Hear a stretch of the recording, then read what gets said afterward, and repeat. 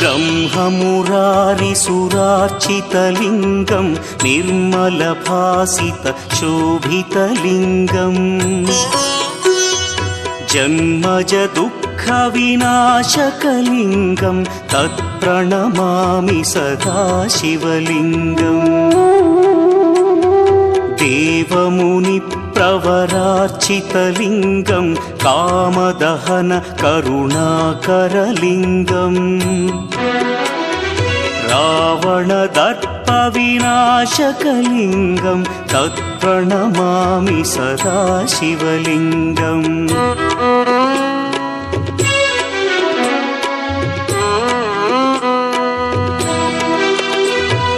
सर्वसुगन्धसुलेपितलिङ्गं बुद्धिविवर्धनकारणलिङ्गं सिद्धसुरासुरवन्द्यं